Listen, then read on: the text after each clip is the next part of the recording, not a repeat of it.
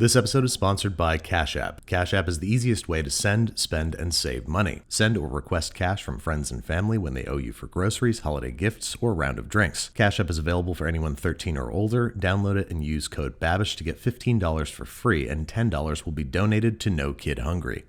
Well, over at Seasons Eatings, we have balls for every taste. Popcorn balls, cheese balls, rum balls, you name it. Wow.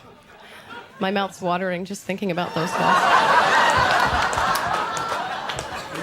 It's been years since I've seen any balls. Would you like to see my balls now? Yeah. Whip them out. Whip them, baby.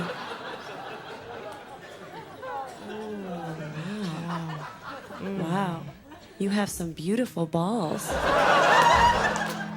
Hey, what's up guys? Welcome back to Binging with Babish, where this week we're taking a look at some Schweddy Balls. Now, I'm not entirely sure what was so funny about this sketch. It seemed like a man trying to sell some holiday treats from his family-run company. I, myself, love balls, and I've got some big, beautiful balls right here that I think any friends or family would be lucky for me to whip out any time of year, but especially during the holidays. So let's see how these guys are made. First up, popcorn balls. I'm adding 3 tablespoons of coconut oil to a big old pot, along with a little sprinkle of kosher salt, and I'm heating that over medium-high heat with a couple popcorn kernels in the oil as indicators. As soon as they pop, we know our oil is ready to go, so we're going to take it off the heat, add 1/2 cup of unpopped popcorn kernels, toss them around a little bit to make sure that everybody's nicely coated in the coconut oil, cover and let sit off the heat for 30 seconds. This is going to allow the kernels to come up to temperature gently so that they pop more quickly and uniformly. Now we're placing this back over the heat and shaking constantly, preferably with some oven gloves on like these, because as the popcorn pops, it's going to produce a lot of hot steam. It's also cool to do this with a glass lid because it's one of the few opportunities you get to see popcorn physically popping.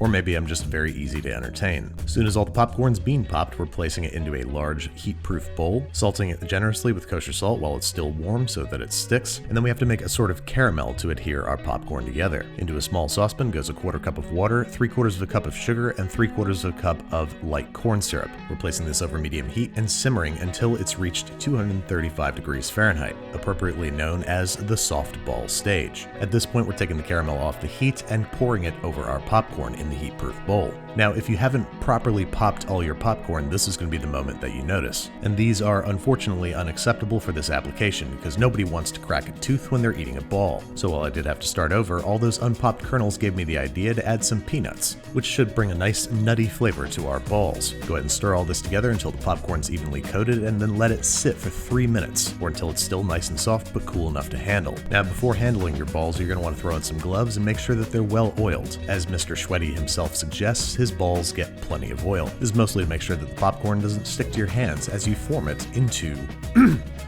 balls.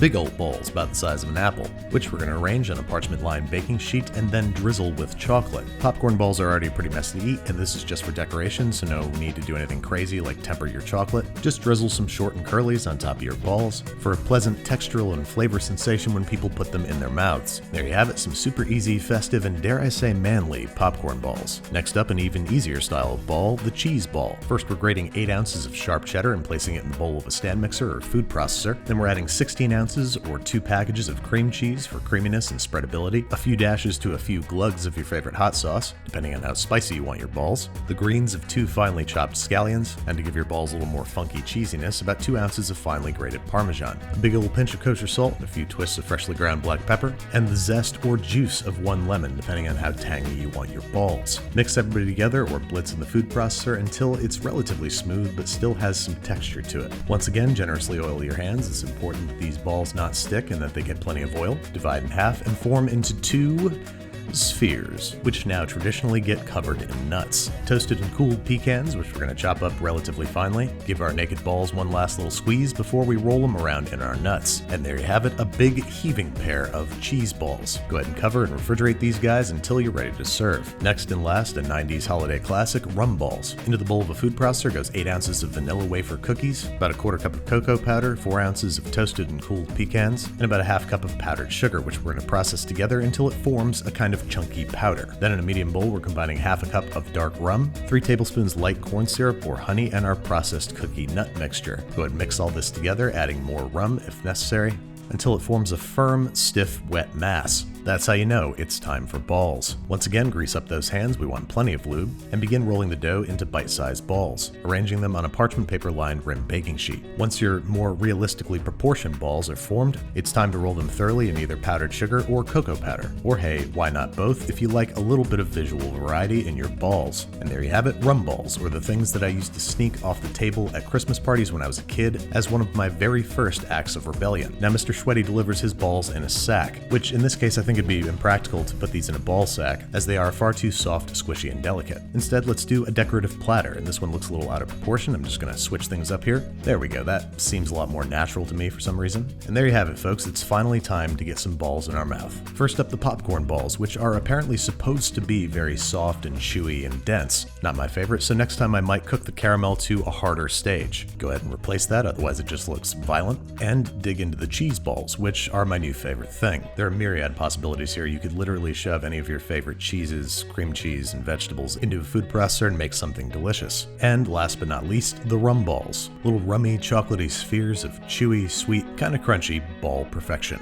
I think we've made some balls here that live up to the Schweddy name. Thanks again to Cash App for sponsoring today's episode. Use Cash App to send, spend, and save your money. You can invest in any stock or buy Bitcoin with just $1. Cash App also comes with a customizable debit card that will be laser printed and mailed to you. When you download the app, use code Babish to get $15 for free, and $10 will be donated to No Kid Hungry. Cash App is available for anyone 13 or older. Download it at the link in the video description.